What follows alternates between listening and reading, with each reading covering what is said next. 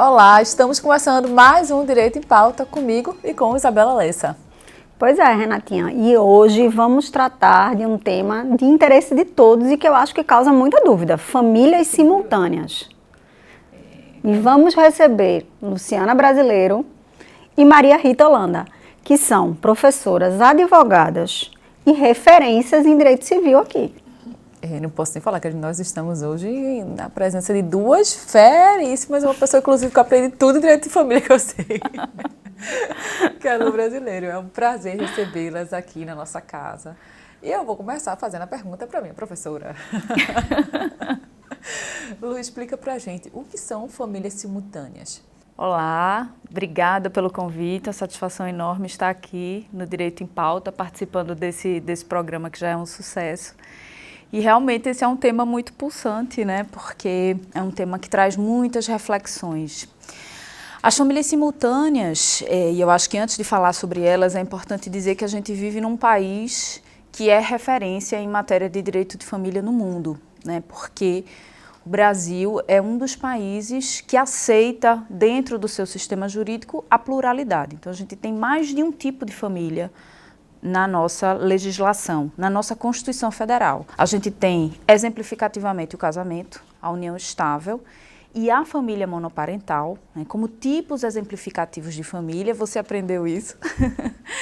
Mas o Brasil também aceita outros tipos, comporta outras formações de família. Mas as famílias simultâneas, elas são muito conhecidas da gente, porque, na verdade, elas sempre existiram. Elas consistem, na verdade, na concomitância de dois núcleos familiares, tendo uma figura central, né? Então, é aquela figura que culturalmente se forma, né, por um homem que vive com uma mulher e, em paralelo àquela família, ele mantém simultaneamente uma outra família também, culturalmente e normalmente, com uma outra mulher. Nesses dois núcleos ele tem filhos, existe dependência econômica, existem todas as características de uma família. E aí a isso se deu o nome de famílias simultâneas. Ou seja, é uma realidade que o direito acaba tendo que regular e que tem uma série de implicações práticas. Porque talvez essas famílias sequer saibam uma da existência da outra. Maria Rita. É possível. Inclusive, essa nomenclatura de famílias simultâneas já é uma construção de inclusão, né, que é proposta pela Constituição Federal de 88.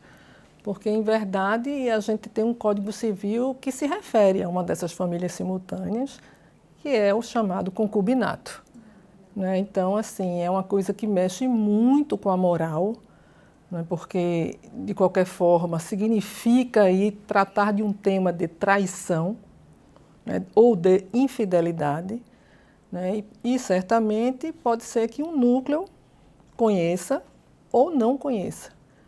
O que é importante para se defender a proteção de uma família simultânea não é bem esse conhecimento ou desconhecimento, é o fato de existirem, de ter construído laços e ter havido muitas responsabilidades e condutas assumidas. Pode haver filhos ou não, mas tem que haver uma estabilidade, uma continuidade, né? Então, esse é um assunto extremamente polêmico e, como Luciana falou, coloca aí o homem no centro porque ninguém fala de concubino, se fala de concubina, não é? Então, na realidade, é sempre um homem com duas mulheres. Por muito tempo, inclusive, a lei, né, a própria lei se referia à figura da concubina.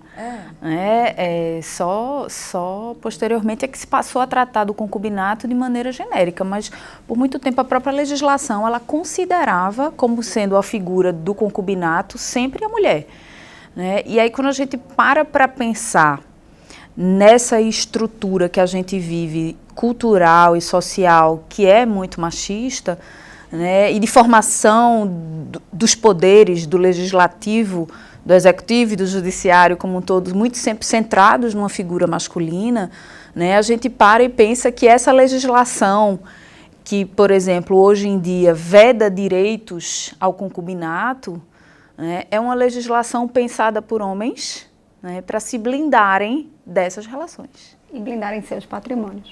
Perfeitamente, blindarem seus patrimônios, mas não só os patrimônios, viu, Bela? Porque Quando a gente fala de família, a gente pensa muito no patrimônio, porque é importantíssimo falar sobre patrimônio, mas existem também, né, os outros direitos que decorrem de uma relação de família. Ser família é um direito propriamente dito. Viver em família é um direito propriamente dito. Mas, às vezes os clientes nos procuram, né, Rita, para dizer assim, olha, eu quero fazer o meu planejamento patrimonial. Então, às vezes, essa pessoa está numa relação com uma outra e quer reconhecer aquela relação como sendo uma relação de família para estabelecer um regime de separação total de bens, por exemplo, mas não pensa que se aquela relação acabar, vai pagar alimentos, que decorre daquela relação direito de herança, né, direito ao exercício de uma curatela, né, a questão da impenhorabilidade do bem de família. Existe uma série de consequências que decorrem de viver em família. Né? É verdade. Assim, eu convivi muito com essa realidade na região norte. Quando eu advoguei durante muito tempo no norte e nordeste, mas muito mais por conta da complexidade até mesmo dos processos, na região norte a gente se deparava o tempo todo com esse tipo de família. Né? E como diz, hoje a nomenclatura é inclusiva, como Maria Rita disse. Mas não existe apenas só as famílias simultâneas. Existem vários outros tipos de famílias, como também a poliafetivas, não é isso, Lu? Esclarece um pouquinho para a gente qual a diferença, para que a gente não misture os temas. É importante traçar essa diferença, porque muitas pessoas confundem, né? Muitas pessoas acham que toda família poliafetiva é a mesma coisa de família simultânea. Como eu disse aqui no começo, a família simultânea, ela representa a existência de 2 ou mais núcleos familiares distintos, mas que tem ali uma figura central. Normalmente uma figura masculina. De interseção, né? Isso, perfeitamente, Rita, que é uma figura de interseção. Na família poliafetiva, a gente tem mais de 2 pessoas se relacionando, porém, num único núcleo familiar. Todas entre si. Todas entre si. Né? Então, a gente tem ali 3, 4, até 5 pessoas, a gente já chegou a ver, né, escritura de uniões poliafetivas entre 5 pessoas, e essas pessoas vivem num único núcleo familiar. Elas estabelecem entre elas regras de convivência familiar. Né? E ali a gente vai ter um núcleo, diferente das famílias simultâneas que a gente tem 2 ou mais núcleos. E que aí gera muitas vezes contendas entre esses núcleos, porque na hora que as pretensões se chocarem... Reflexo em todas as áreas. A busca é exatamente o reconhecimento desse núcleo que normalmente se forma paralelamente para os efeitos jurídicos, né, que Luciana falou. E foi nisso que o Supremo Tribunal Federal também definiu, né, algumas coisas em matéria de família simultânea. Já com relação às uniões poliafetivas, que nós tivemos muitas escrituras públicas aqui, houve uma suspensão também da autorização para essas escrituras públicas, porque o Conselho Nacional de Justiça simplesmente proibiu que os notários lavassem escrituras públicas de uniões poliafetivas. Né? Então, assim, de alguma forma elas existem na realidade, pode haver até um contrato particular entre elas, mas elas ficaram sem acesso a realizar uma escritura pública entre elas. Já o STF se posicionou com relação às famílias simultâneas, não com relação às famílias poliafetivas. E como se posicionou o STF? Existem 3 grandes momentos importantes no STF. Né? Existe uma primeira decisão do STF de um caso muito conhecido, que é o caso do Valdemar do Amor Divino e da Joana da Paixão Luz, que renderia um programa só para a gente comentar. Mas esse processo foi um processo em que se negou o direito da pensão por morte para essa companheira que viveu a vida inteira com esse fiscal de contas da Bahia. E houve um voto de divergência do ministro Aires Brito, que faz muita falta no STF, diga-se de passagem, em que ele já abre ali a cabeça do STF para o reconhecimento de famílias para além daquelas que estão previstas no artigo 226 da Constituição Federal. Ele deu um voto belíssimo, né, de divergência, mas foi vencido. Na sequência, o STF reconheceu 2 temas de repercussão geral em relação a esse assunto. O tema 526, que foi julgado agora em agosto de 2021, e o tema 529, que foi julgado em dezembro de 2020. Esses 2 temas, eles tratavam das uniões simultâneas, das famílias simultâneas.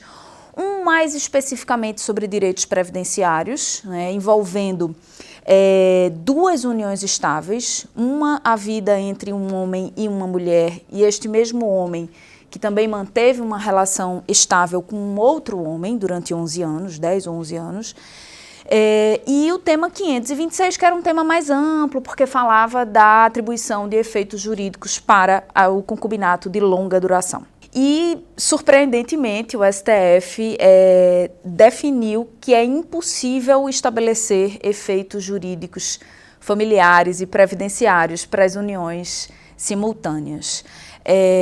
Ele se pautou, né, para definir isso, contrariamente a tudo que ele vinha fixando, né, de precedentes importantíssimos para a abertura do direito das famílias aqui no Brasil, a exemplo das uniões homoafetivas, da multiparentalidade, da filiação socioafetiva, enfim, de tantos outros temas importantíssimos que o nosso STF se posicionou. Ele afastou o raciocínio que ele construiu para o reconhecimento dessas outras questões e se pautou na monogamia, para dizer que a monogamia representa uma vedação ao reconhecimento das famílias simultâneas. É imposta. E Exatamente. isso foi um grande retrocesso. Um retrocesso, inclusive, assim, preocupante, né? O primeiro tema, que foi o 529, a ser julgado em dezembro de 2020, terminou puxando o julgamento do tema 526 em agosto de 2021, né? Porque seria impossível eles decidirem de maneiras distintas, mas nos traz uma preocupação muito grande, porque esse tema, a decisão nesse sentido, na verdade, deixa muitas pessoas completamente desacobertadas dos seus direitos. Muitas, né? mulheres, não é? Mas principalmente muitas mulheres. Muitas mulheres que historicamente também sempre foram muito mais dependentes, não é? Hoje a gente rompe um pouco com essa ideia de dependência, mas a gente sabe que ainda existe aquela mulher, não é, que parou para se dedicar, não é, àquele núcleo familiar e que deixou de trabalhar exatamente para se dedicar a isso. Então, desamparou muitas mulheres. Agora, Luciana, quando você falou do tema 529, que foi em dezembro de 2020, e o 526, quando foi julgado o 529, eu já tive a impressão, não é, de que realmente nós tínhamos perdido isso. Sim. Não é? Estávamos diante de um retrocesso. Porque no tema 529 eram duas relações de fato, não havia casamento. Isso. Não é? E no 526 havia o casamento, estávamos aí realmente diante do concubinato. Então, assim, toda a construção da doutrina foi no sentido de que nós não temos uma vedação expressa para relações simultâneas. Não é? Ainda que a gente precise, não é, proteger isso, a gente realmente não tem essa vedação expressa. Já o concubinato é que sempre foi pautado por essa vedação, que seria a relação paralela ao casamento. Eu sempre digo, né, Luciana, que em matéria de direito existencial, o Supremo e repercussão geral é muito perigoso, não é? Porque a repercussão geral de um tema de direito existencial pode significar um avanço enorme Ou um retrocesso. ou um grande retrocesso. Não tem um meio termo, não é? Porque aí vincula existências, não é? Limita existências. Uma coisa é você reconhecer várias existências ou forma de existir ou de coexistir. Outra coisa é você limitar, não é, efeitos jurídicos de formas de coexistir. E foi isso que o Supremo fez. Num retrocesso tremendo, ele acolheu uma família que foi protegida lá pelo Código Civil de 2002, que, por sua vez, nasceu para proteger uma família dos anos 70. E nós estamos em 2021. Sim, até porque o código começou a ser discutido na década de 70 e nem todos os temas foram atualizados para os anos 2000, a verdade é essa. Ele já entrou defasado em vigor, né? Exatamente. E a decisão completamente inesperada. De fato, é um grande retrocesso. Ela não é tão inesperada pela composição. Veja que interessante. Esse primeiro julgamento que ocorreu em dezembro, ele foi um julgamento muito acirrado. Ele terminou num 6-5, um placar de 6-5. Que esse que não havia casamento, porque eram de Eram sexos duas diferentes. uniões estáveis. Exato. Concomitantes. O ministro Alexandre de Moraes, que era o que assumiu a relatoria, ele na minha humilde opinião, ele comete um equívoco, né? A gente sabe que julgar é uma tarefa muito difícil, mas ele comete um equívoco porque ele traz a bigamia para o tratamento de duas uniões estáveis, quando a gente sabe que a bigamia só se aplica ao casamento, né? Então ele trata no voto dele sobre a bigamia, dizer que reconhecer duas uniões estáveis seria equiparar a situação de uma bigamia, seria como se estivesse reconhecendo uma bigamia. E aí o ministro Edson Fachin puxa uma divergência, trazendo à baila a discussão sobre a boa-fé, né? A boa-fé objetiva. A boa-fé né, objetiva, exatamente, dizendo que nos casos em que houver a configuração de boa-fé, poderá haver atribuição de efeitos jurídicos próprios de família para aquelas relações, e é acompanhado, né? Por outros 4 ministros. Então, o ministro Dias Toffoli pede vistas, né? Num voto vista minucioso, inclusive, ele chega a mencionar o seguinte, ele diz que ele reconhece que existem ali 2 famílias, né, que existem efetivamente 2 uniões estáveis, mas que ele não vê como reconhecer uma união estável se não houve em relação à outra um pedido de anulação. E aí essa é uma questão para ser tratada, inclusive, com os processualistas, né, porque aonde ficará a segurança jurídica nesses contextos? Né? As pessoas vão ter que correr para reconhecer suas uniões estáveis, né? As pessoas vão ter que reconhecê-las juridicamente para não correr o risco de ter uma outra reconhecida, e isso, no meu sentir, desnatura a característica mais importante e mais bonita da união estável, né? Que é a ausência de formalidade. A união estável, e eu digo sempre em todo lugar que eu vou, que a união estável, ela é a família que representa o povo brasileiro. Ela é a família das pessoas que simplesmente vivem, sem requisitos, né, sem cartórios. Há pessoas que não têm CPF, que não têm RG e que vivem em família, né? Então, fazer com que provocar uma corrida ao judiciário para o reconhecimento de uniões estáveis, com medo do reconhecimento de uma outra união estável, no caso de famílias simultâneas, desnatura a essência e a beleza da união estável, no meu sentir, sabe? E a tua narrativa foi super interessante com relação, desculpa... Nada, imagina. Com relação à região, tá? Então, Isso, assim, Rita. nós vivemos numa região no Nordeste que isso é muito comum, no Sertão, no Agreste, porque essas famílias, elas se organizam até para suprir necessidades muito mais prementes de subsistência, né? Porque há uma dependência e não existe essa moral, não é, que todos nós, a maioria construiu, certo? E quando a gente discute isso a nível nacional, a gente percebe, não é, essa diferença, né? Exatamente. Na região sul, na região sudeste, a gente sabe que essas famílias existem em todos os lugares, mas o Nordeste talvez... Né? E nós, como advogadas, recebemos muitas demandas, né? Nós acompanhamos um caso super emblemático aqui, se me permitem, né? Obviamente é segredo de justiça, mas dizendo só as características do caso, porque a gente sempre olha também do ponto de vista moral a concubina como sendo o pivô, né? De alguém que está interferindo num casamento estável, né? E destruindo uma família. A destruidora de lares. Destruindo a família. E nesse caso que nós acompanhamos, esta concubina começou a conviver com ele primeiro.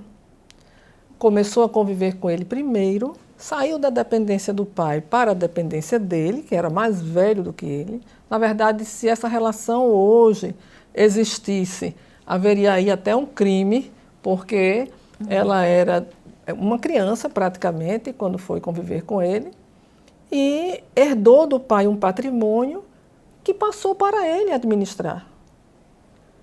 E ele conviveu com ela, teve o primeiro filho com ela e depois disso conheceu a esposa com quem se casou e não deixou de conviver com ela. Ou seja, quem era a concubina aí? Verdade. E permaneceu. E uma sabia da outra.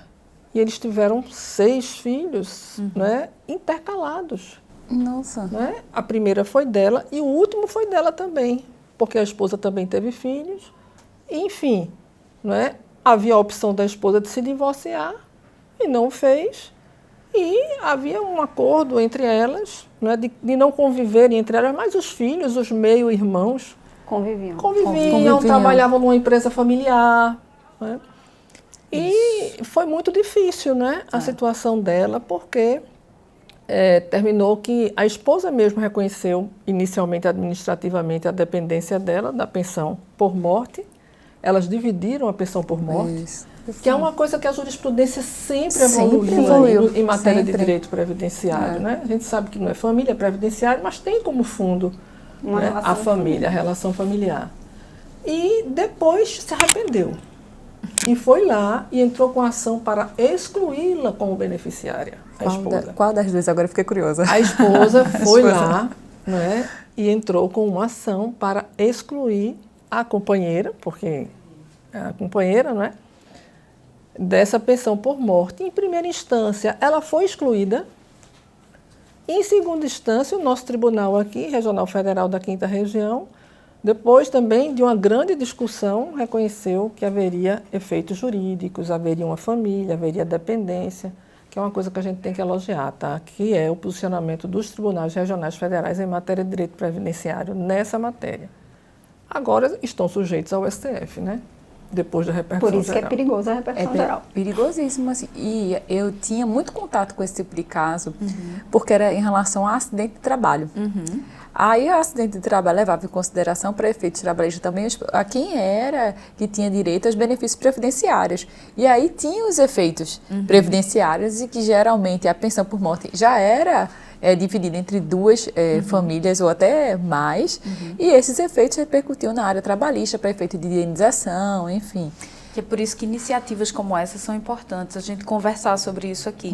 É para que as pessoas se sintam provocadas a pensar fora da caixa, É verdade. né? A pensar fora do senso comum, ou pensar fora do que a gente normalmente faria, né? Para que a gente realmente pare para pensar como é importante a gente conhecer o direito. Pois é, interessantíssimo o tema. É isso, né? É tiragem da caixinha que a moral nos colocou, né? Isso. E a gente tenta interpretar o direito com essa ótica. E será que é a melhor ótica ou é a melhor ótica da realidade, né? É isso, eu espero que vocês tenham gostado, porque eu adorei. Até a próxima.